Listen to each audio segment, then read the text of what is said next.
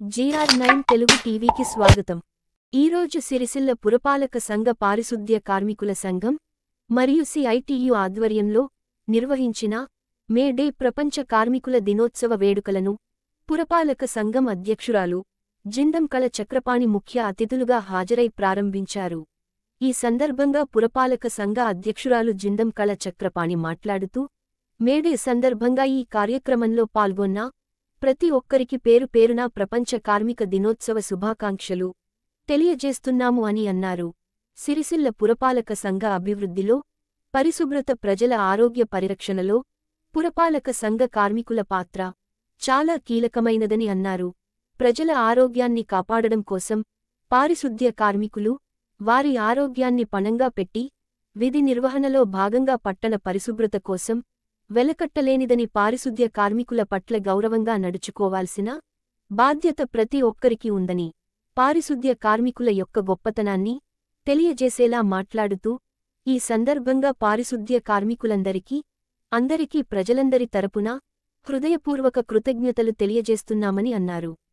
అనంతరం పారిశుద్ధ్య కార్మిక నాయకులు దేవయ్యతో పతాకావిష్కరణ చేయించి ప్రపంచ కార్మిక దినోత్సవ వేడుకలను ఘనంగా నిర్వహించారు.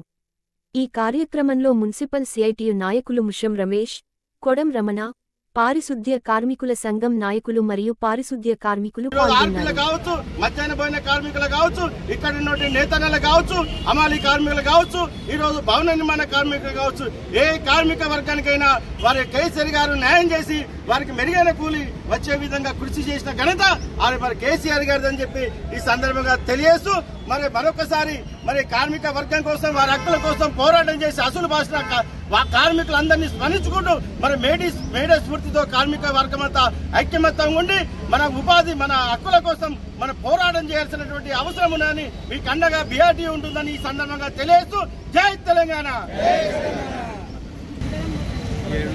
ప్రపంచ ప్రగతిని నడిపిస్తా ఉన్న కార్మిక లోకం, శ్రామిక లోకం దేశ ప్రగతి రథచక్రాల మీద నడవడానికి చెమట చిందిస్తూ ఉన్న కార్మిక సోదరులందరికీ, శ్రామిక సోదరులందరికీ, సోదరిమణులందరికీ కూడా మేడే శుభాకాంక్షలు.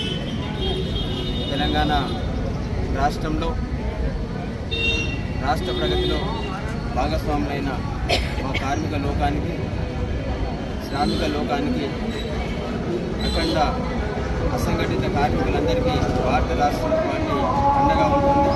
తెలంగాణ రాష్ట్రం సాధించుకున్న రాష్ట్రాన్ని ప్రగతి బాటలో పయనించే మార్గంలో తెలంగాణ రాష్ట్రంలోని కార్మిక సోదరిమణులందరూ, శ్రామిక సోదరిమణులందరూ కూడా చేయి కలిపి అభివృద్ధిలో భాగస్వాములు అవడం వలన సందర్భంగా కార్మిక సోదరిమణులందరికీ మేడే శుభాకాంక్షలు తెలియజేసుకుంటూ, ఈరోజు మన BRS పార్టీ పక్షాన దాదాపు మన రాష్ట్రంలోని కార్మికులంటే ఒక ఐక్యతగా ఉండి ఇలా ఎంతో శ్రమించిన కార్మికులను కేసీఆర్ గారు ఎంతో ప్రాతినిధ్యం వహిస్తూ అన్ని వర్గాలకు, అన్ని కుల మతాలకు ఇలా ఈ ప్రభుత్వం ఏర్పాటు చేసుకొని ఇంత మంచిగా నచ్చిన దాన్ని ఈ రోజున కార్మికులు రోడ్ల పాలు చేసింది. దాదాపు ఈ గవర్నమెంట్ రాగానే అన్ని హామీలు ఇచ్చి ఇవాళ సిరిసిల్ల అంటే ఎక్కడ లేని జనాభా కార్మికులు సిరిసిల్ల పట్టణంలో ఉంటారు. అనేక ఆ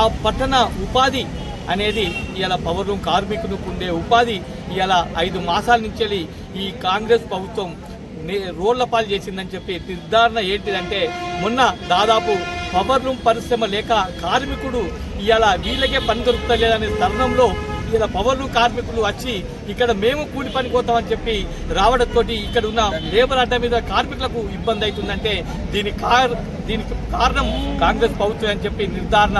పట్టణంలో దాదాపు 7,000-10,000 మంది కార్మికులు ఇలా రోడ్ల పాల చేసిందంటే ఈ కాంగ్రెస్ ప్రభుత్వమే. ఈ ఖబర్దార్ కాంగ్రెస్ ప్రభుత్వానికి హెచ్చరిస్తున్నాం.